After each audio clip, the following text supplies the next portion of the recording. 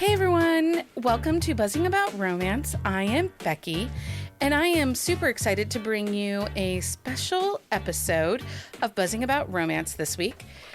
On this episode of Buzzing About Romance, we are interviewing the authors of the Blue Collar Book Boyfriend Kickstarter. Joining me for this episode will be a few of the authors that were part of that box, and hope you enjoy our discussion. I am super excited to welcome to the podcast all of the authors of the Blue Collar Book Boyfriend Kickstarter. I think I got the official name right. Joining me for this episode are author Erin Nicholas, Zoe York, Melanie Harlow, and Adriana Locke. Welcome to the podcast. Thanks for having us. Hi, Becky. I'm so excited you guys are here. Adriana has done the podcast, I think, with me in its previous formation, and Erin did a happy hour, and Melanie did a happy hour. So Zoe, we're like, this is my first time. I'm excited pop in your chair here. Thank you for joining us. We're a hot mess. So, if we go off on a tangent, we go off on a tangent. No problem. The audience is going to be super excited to get to hear all you guys chat about things. So let's talk Blue Collar Book Boyfriend Kickstarter. Whose idea was this? It was mine. It was mine. Yeah. That's my crazy idea, and nobody said no. So That is how you end up with a podcast, in case you were wondering. Somebody promised to say no if I ever say that to you. No. So this whole idea of Kickstarter, so we're starting to see these more regularly. And I'm really curious about them as an author. Because, for each of you, Adriana's is a standalone book, correct? Yes. But I think everybody else is a first in series, right? Mm-hmm. Mine is actually a second in series, but it's a standalone. So, because somebody's like, we were talking about it, and they're like, but the books won't all match up for the series. And I'm like, you're insane. Nobody cares. And they're like, I care. A lot of people care, actually. We're finding a lot of people care.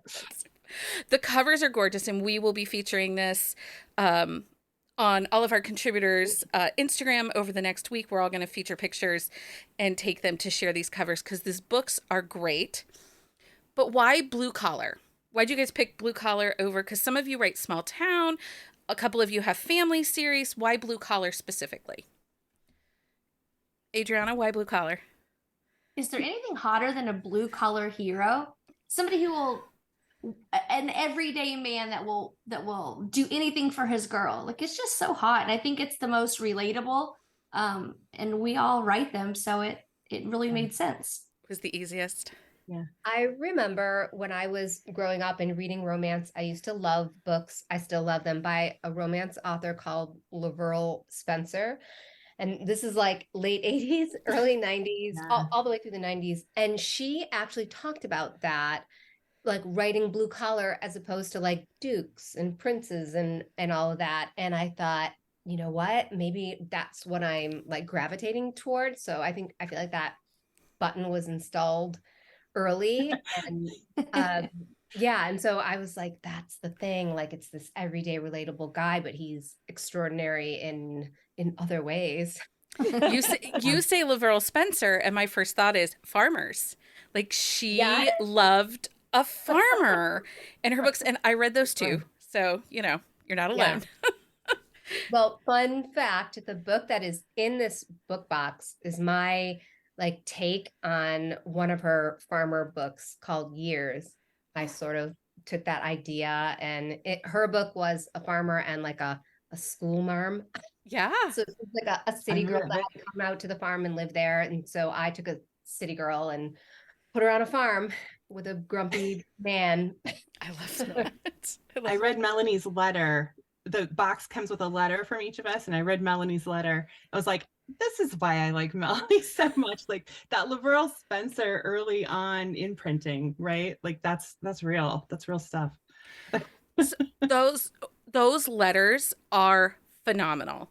Phenomenal. Like, so as a romance reader, and that's one of the great things that I get with doing this podcast, I get to talk to the authors and I get to ask them these questions.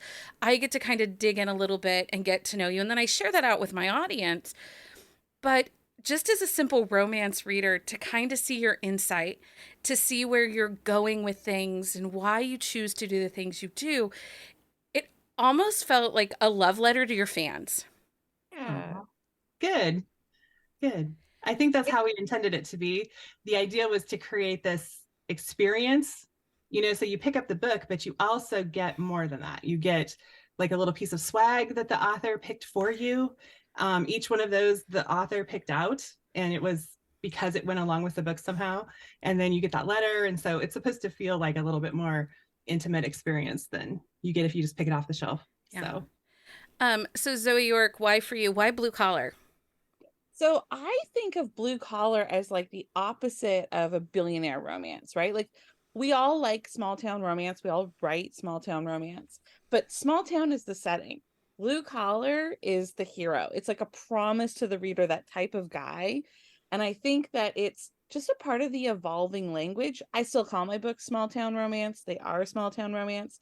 But if we focus on blue collar, we're making a hero promise, Yeah. It's that kind of guy they're going to find on the page. Love that, Zoe. That was well said. I like when the hero gets their hands dirty. And actually, I just read Flirt by Adriana and construction, and he does all these things, but he doesn't. I think that's the epitome of all of these kinds of heroes, because Melanie did it too in her recent Runaway Love, where we get these heroes, but they're respectful of where the heroines are at. So if she's a little bit more of a pampered princess or a little like, running around in high heels and a wedding dress, they aren't initially like, whatever, and write them off. For like Adriana's book in Flirt, the hero valued the design aspect of the heroine, and he was respectful of her input and treated her as an equal. And I think that all of you guys in this book box do that to your heroines. Thank you. I hope so. I mean, I want my reader, when they're reading my books, to feel like the hero would worship them. And the reader's going to feel like that if the hero worships the heroine, right? Right. No, and I think it's really one of those things that has to be done like subtly, because there are times, and it's a complaint that we hear often, where a heroine will be too dumb to live. Like we're all like, really, sister? You want to do that?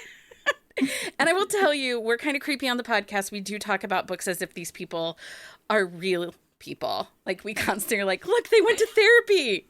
Best move ever. He needed that. Yeah, we're weird. We know. So Erin, you did book 1 in your Bayou series, right? The animals, right?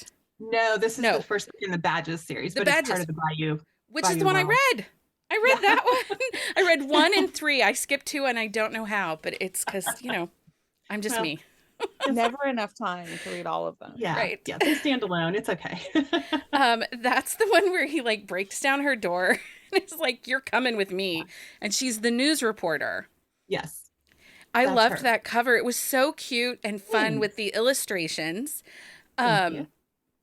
So when you guys pick these books and you guys, I'm not going to spoil Zoe York's because I'm obsessed with it. And I know that one of you is going to be like, Becky, can I have that? No, people, no friends. It's mine. My girl child has already stolen one of the chocolates. Zoe gave us chocolate with her book that was coffee flavored.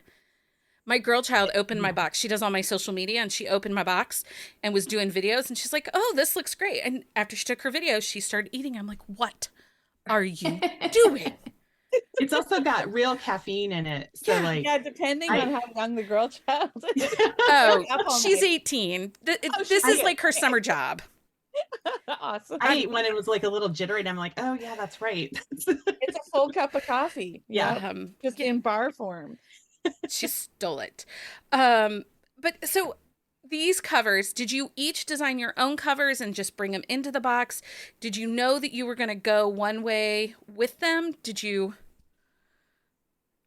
No, but if I would have known that everyone else was going with the not real people cover, I would have too. I'm the only one with like real people on there. So I wasn't sad about your real so. people because they're No. kind of clinched together, and I'm an old school clinch fan, so I'll take it. You also did a tall book, which I love a tall book. I love a tall book. All of my books are tall. I can't get away from them. I keep thinking every series, okay, this is the series I'm gonna like shorten it, and then I never do. No. Yeah. Yeah. Erin, how did you pick your item? So with this book box, and if you bought the whole set, because everybody could just buy individual, right? There were different tiers. There were different tiers. You could buy just the books. You could buy the whole thing with all the swag, or you could buy 3 of the 5 books, but you didn't get to pick your 3 books. So it was like a mystery box. Okay. And of course, we got tons of emails. Please, please, please let me pick my 3 books. No.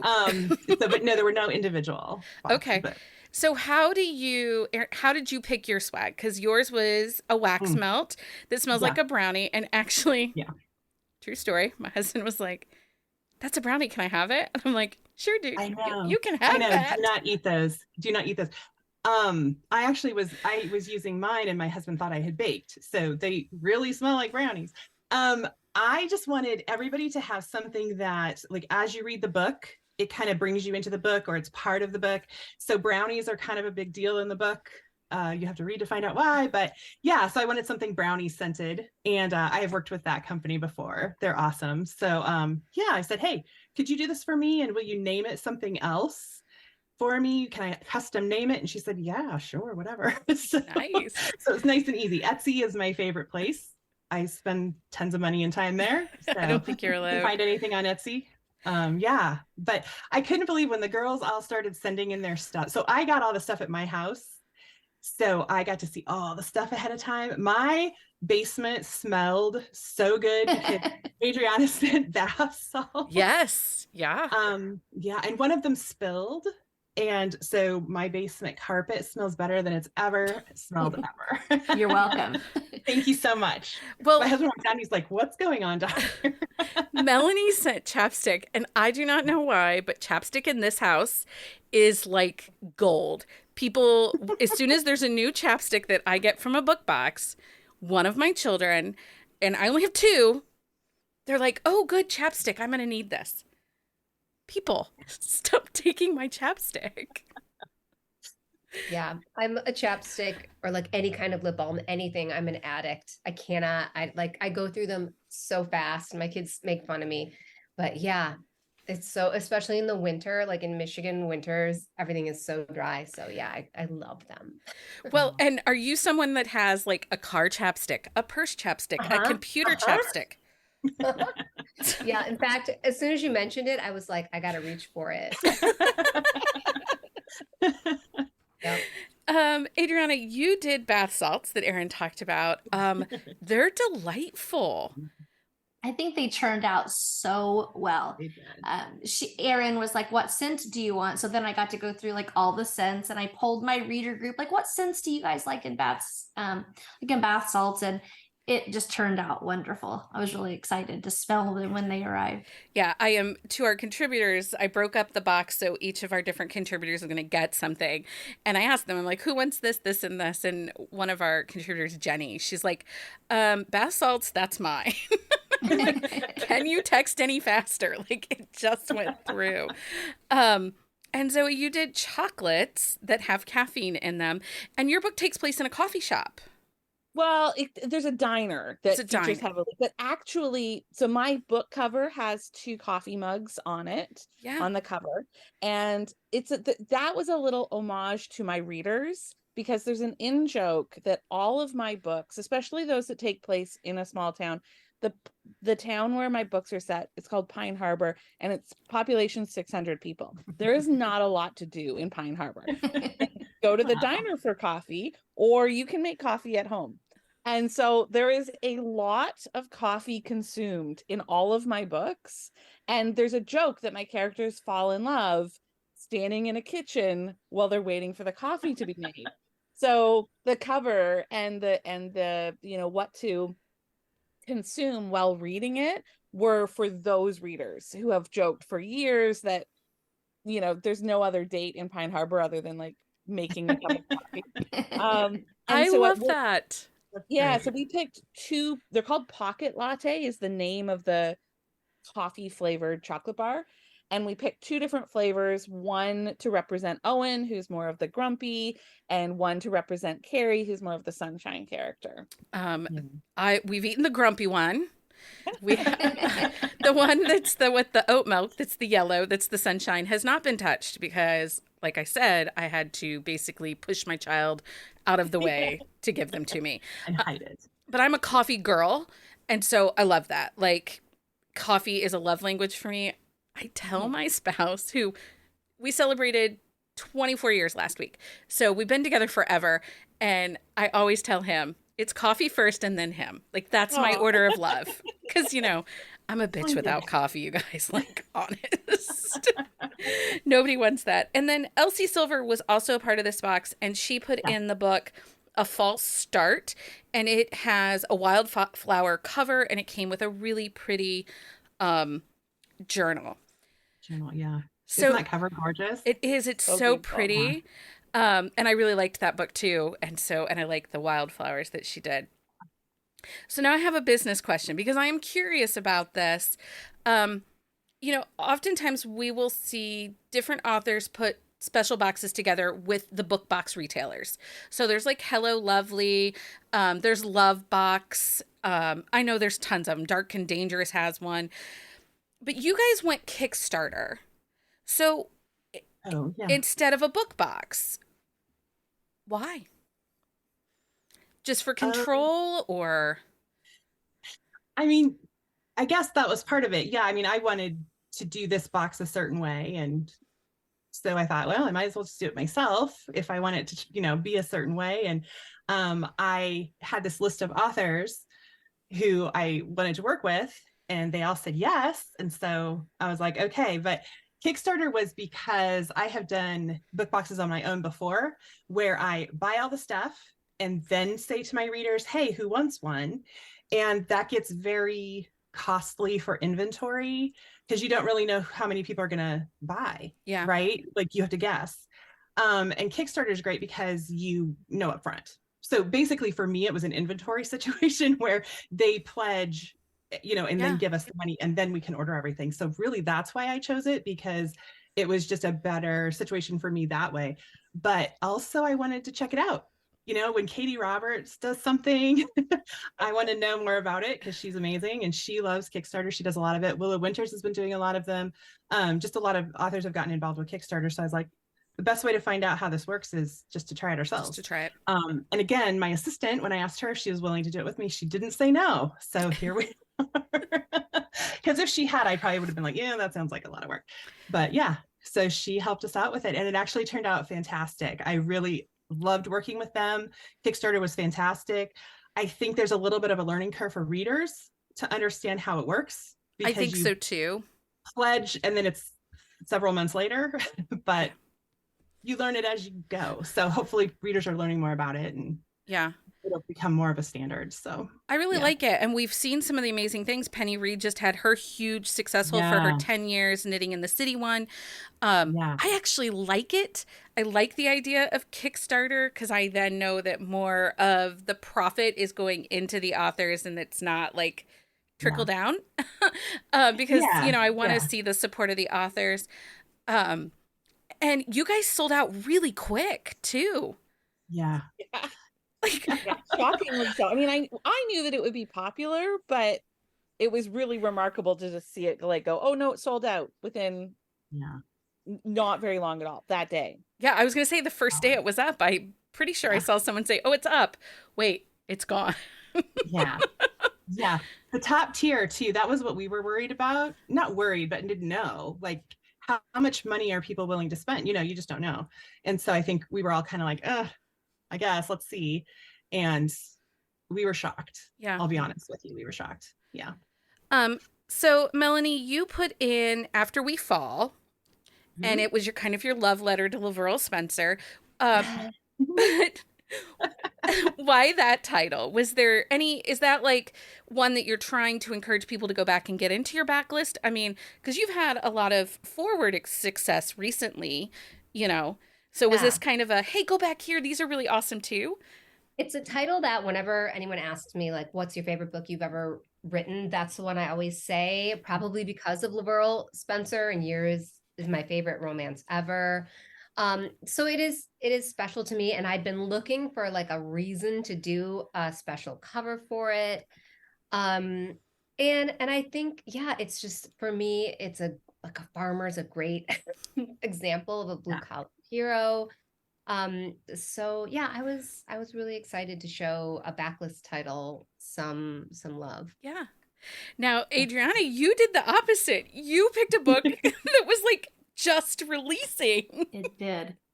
Well, Um, he's very blue collar, that hero specifically, and that book fit the vibe perfectly. So I was thinking, like, from a business perspective, it probably wasn't the best choice. I should have done a backlist book and got a little, push with that, but I couldn't not do more than I could. no, I think it's a great choice. I'm excited. That I hadn't read that one because, like I said, I went down with the flirt, this love ad series that. Thank you for reading those. Oh, it's fine, because honestly, I'm so awkward that if internet like classified datings like that were when I was young, I totally would have put way inappropriate, off the wall like classifieds out there, and people would have been like, "Oh, sister's crazy." So good thing it wasn't there.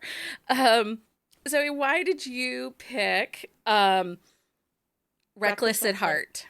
Yeah, so because it is in a series that the last book in the series is going to come out. And actually, here's a secret for your podcast listeners.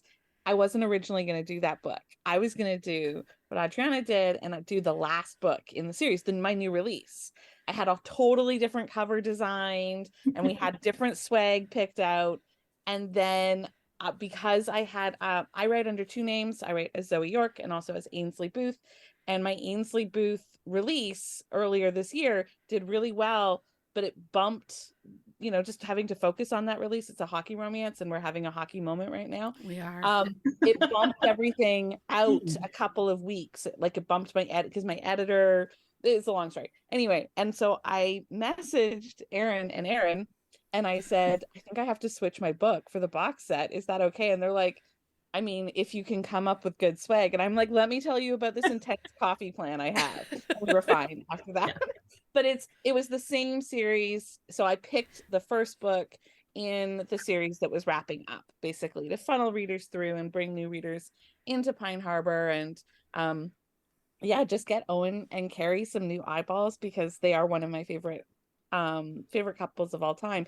And that book also ties into the hockey book. So there are some crossover readers who, like, people who found me through the playing game, who then are picking up this book box, and then I'm getting like these insane DMs on Instagram going, hang on a second, I see the same characters. Like, it's Becca and Hayden, who are the teenagers they're like Owen's kid and her boyfriend. They have a baby, and it's very rocky. And then in the playing game, we see them 3 years later, and it's less rocky, and it's really lovely. So there's like just all things were happening around Reckless. It was just the right book to pick. It was the right book to pick. I think it has to be incredibly difficult, doesn't it, Erin, to figure out which exactly book you should put in there? Yes, I think so. I think so, because of all these questions, like, what book do you want to push? And the question is, for me, when I picked mine, was, yeah, people are going to want more covers to match. And do I want to do 8 books, or do I want to do 3 books?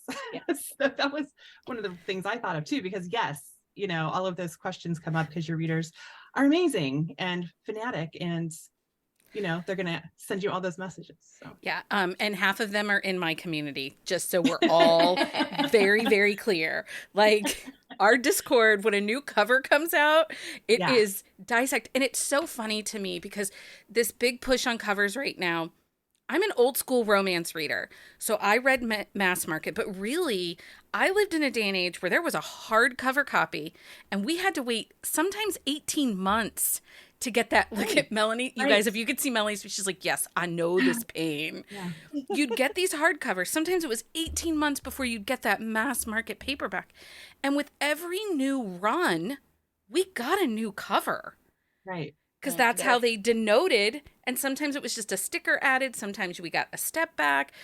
And I lived through the late 90s object covers. Like, all of my favorite clinch covers of Jude Devereaux went from like these great watercolor pictures to a flippin' window on an orange background. And I'm like, what? I mean, the window was important. He and she would sneak in and out the window and go to the island. Like, it was fine, but it's a flippin' window. What happened to the beauty in the hair? I don't know. So it's funny to me how invested people are in covers. In the covers. I don't know that I'm that. I really like the naked man chest. Just so we're all clear. It's become such a thing. And I want to ask the other girls, like, are you guys doing, like, in the series that you put in the book box, are you doing more of those covers then in that series? Have your readers asked for that? What do you do? What are you doing? I don't have plans at this point to do the rest of that series in that style. It was sort of a one-off thing. That hero is a reader favorite, so it's just sort of a little like fun thing for Jack lovers. Well, Adriana was smart because she just did a standalone. Yeah, right. Seeming like a better decision all the time, isn't it, Addie? I know. I'm feeling really good about this choice right now. She's like, I don't have to make 7 other covers. Right. Nobody's judging me. And so you told me you're not gonna, right? I don't have any plans to. That being said, if I did another book box, right? And it was a similar situation where I got to pick the design, right? I could pick another book in that series. I probably wouldn't pick book 2, only because I'd like to like random it up. But there, like I could do a similar cover design, like the same aesthetic or whatever. And then like get readers, that it's like the opposite of readers clamoring for, I got to complete the whole series right now. It's like, let's see if we can sprinkle out the whole series over like the next 5 years. Keep the series alive with the occasional book box. You got to be on my list to hear about it. That sort of thing. I don't know. I feel like that could be, but I have no immediate plans. I'm not going to like next year. I'm not going to like launch. I like them, but I also already have a really beautiful set of like an alternate cover design for that series already. Yeah. If I didn't already have a discrete cover design for that series, right? Then I mean, I love the coffee cups. Yeah. I kind of wish I had thought about that first before I did. I have these trees that have lights. Yeah, they're really pretty though. They're really pretty.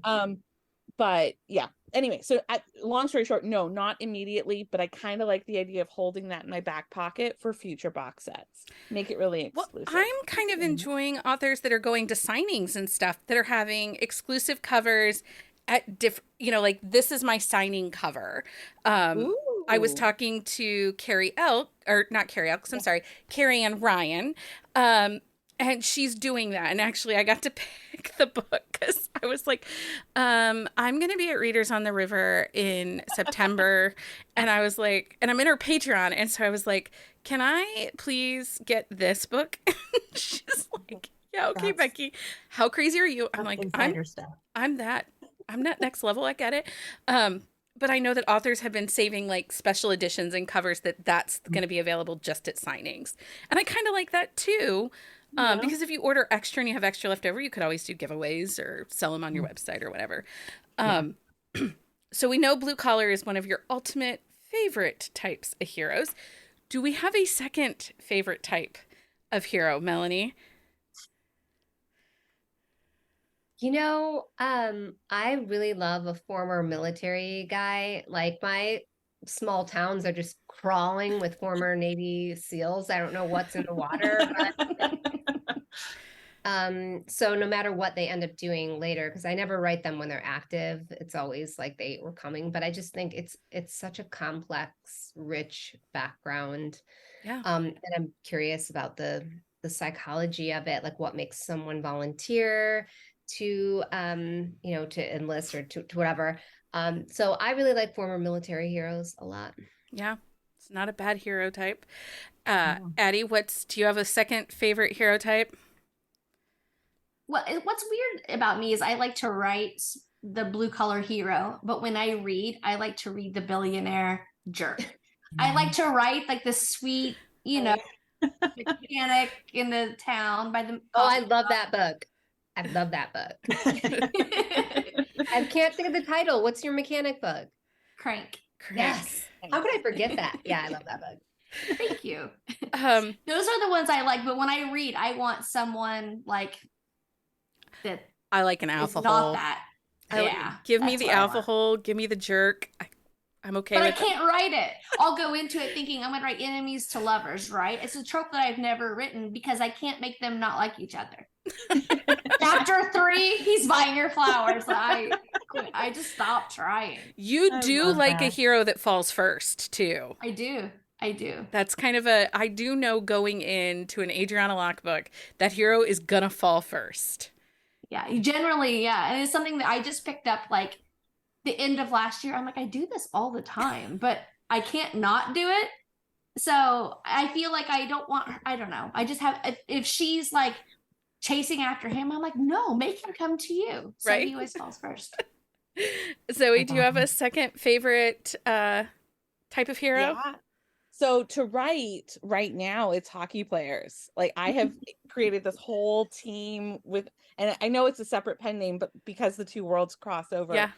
it just feels really seamless. And in the past, well, I say in the past, I also write Navy SEAL heroes. So it's like the kind of the trifecta of blue collar Navy SEAL hockey player. And there's a lot of similarities. Like all of my blue collar heroes literally are band of brothers, right? Yeah. And then military band of brothers and a hockey team also, they're very much a team. So that would be, but what's funny is I read a ton of historical romance and like paranormal or sci-fi.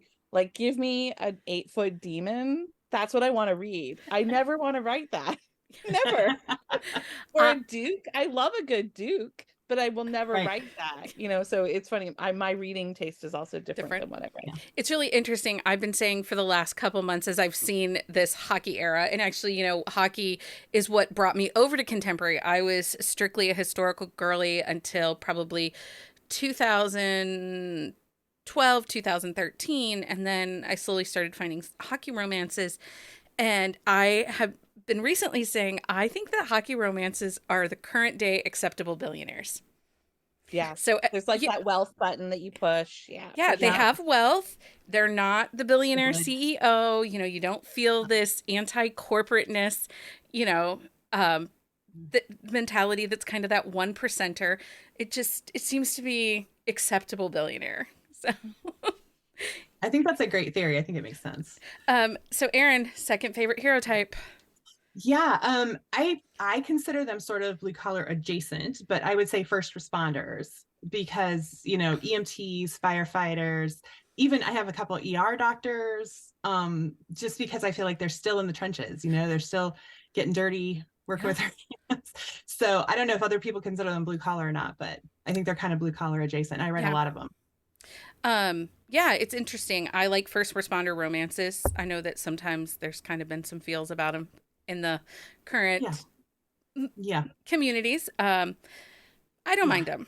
It like anything else, it really depends. But I think about them and I think about like storm chasers. I have some of them too. And like all of these people who are very heroic, they're putting their lives on the line every day. A little, kind of like military, right? They have a little flavor of that. So it's a competency thing, right? Like really they are deeply competent. And that if they're deeply competent in a selfless way, they're also going to be deeply competent in a personal way. That is such a perfect way to say it. Exactly. Right. Like he can literally save your life. Mm-hmm. Then you're probably pretty safe with him to be on a date. He's going to be giving. Yeah. So let's talk next projects.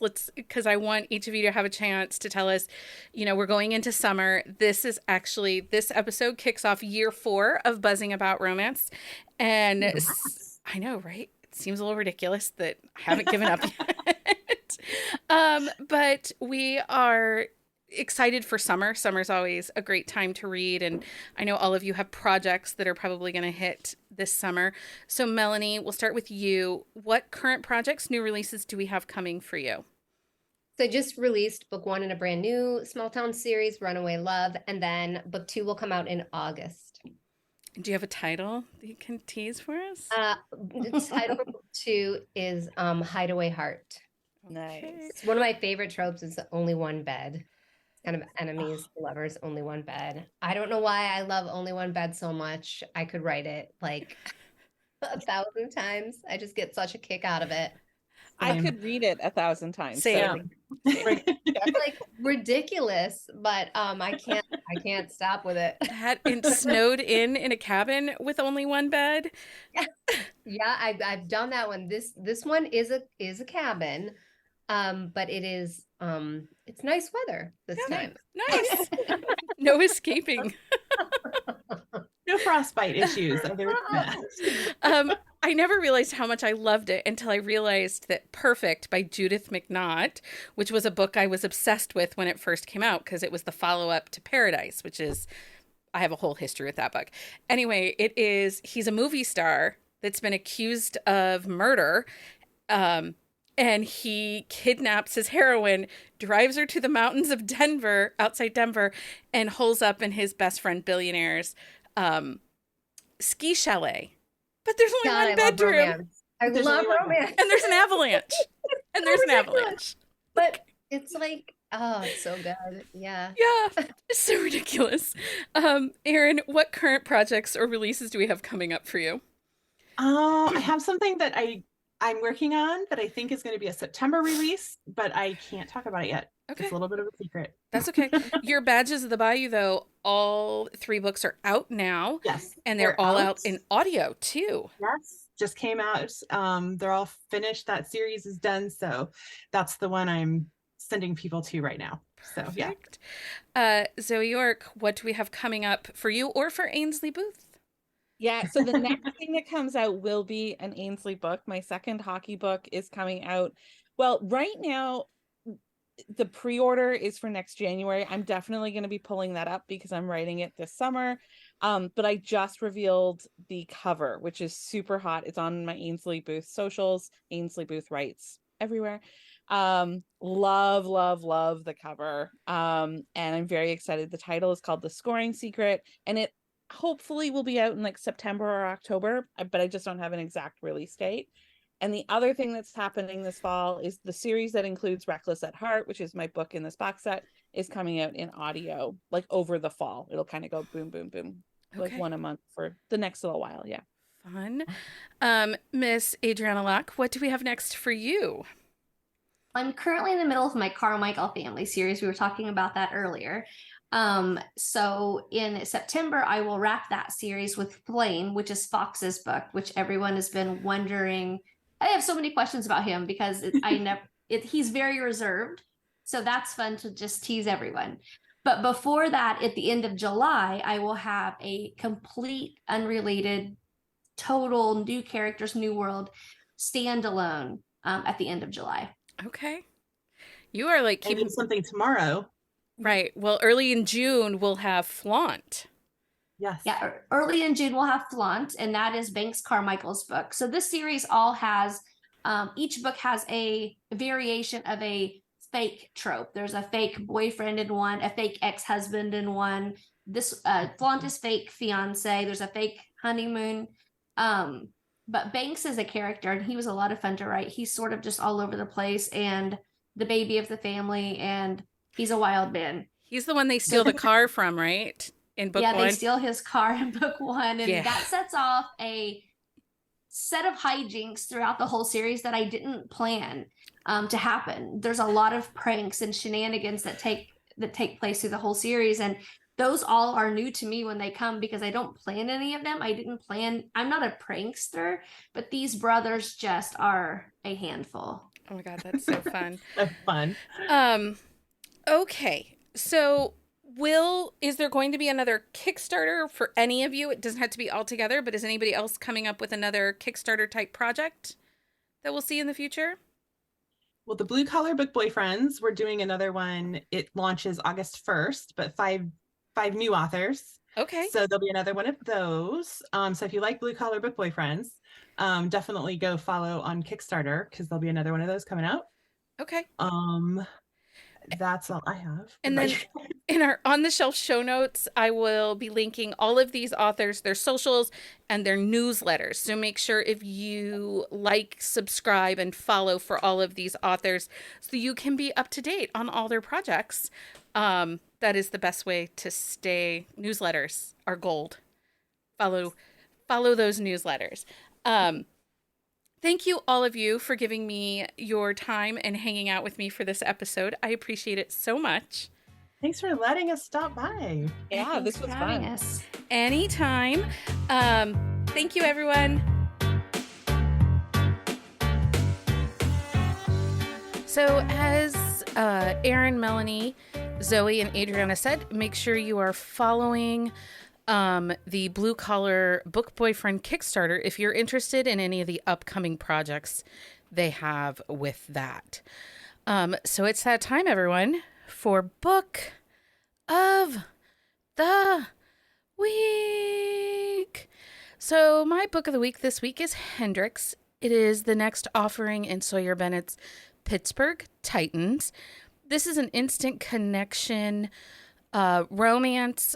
I really, really enjoyed this book. I love this whole series. We kind of get more of the good girl gang that we kind of love from these Sawyer Bennett books. And this one, our heroine, Stevie, it owns a biker bar. So it's a little different. I really, really enjoyed the book. Hendrix is out now at all retailers. You can find the audiobook on Sawyer's website. Patreon update. Swag packs are out to everyone that is currently a member of the Fancy Drinks Cold Brew or Queen Bee tiers. I would like to thank authors Britt Benson and Karen Gray for being our June swag pack sponsors. If you've not read Britt Benson's books, you should check out Falling for the Enemy, a charity anthology. It is an enemies to lovers, love to hate anthology for charity. It has 20 steamy news stories that you will fall in love with all of the enemies. 100% of the proceeds from that anthology go to the American Foundation for Suicide Prevention. If you haven't read Karen Gray's books yet, you should check out What Happens in Carolina. It is a retro romantic comedy. It is a free novella that kicks off her Carolina Classic series. The Carolina Classic series is a mix between Dawson's Creek and Buffy the Vampire Slayer. It takes place on a 90s teen drama TV set in Carolina. It takes place in North Carolina, and it is good fun. As I said, swag packs go out to Fancy Drinks, Cold Brew, and Queen Bee tiers. We still have fun buzzing about romance exclusive stickers, mood reading cards, and other fun things that are in them. They are mailed monthly on the 5th of the month. We do ship these internationally. There is no wait time on this perk. It kicks in as soon as you join. Because of our amazing patrons, we are able to bring you 3 episodes a week. We are still working on our goal of 75 members so we can plan our first ever book retreat. All members of the Patreon get exclusive episodes along with perks like Drunk Book Club. Back by popular demand is Summer Reading Challenge. It actually starts this week. You can find details on our website. This will run from June 21st till July 31st. It is so much fun. There's some really great prompts and fun, encouraging self-care, bookish type challenges. You can find details for that or any of our upcoming events like happy hours and IG lives at bookcaseandcoffee.com/events. Until next time, everyone, happy reading. Find us on Instagram at Buzzing About Romance or on Twitter at Buzzing Romance. If you like the podcast, please leave a review. If you'd like to support us directly, join the Bookcase and Coffee Patreon and receive exclusive content only available to Patreon members. Check out bookcaseandcoffee.com for our on-the-shelf show notes.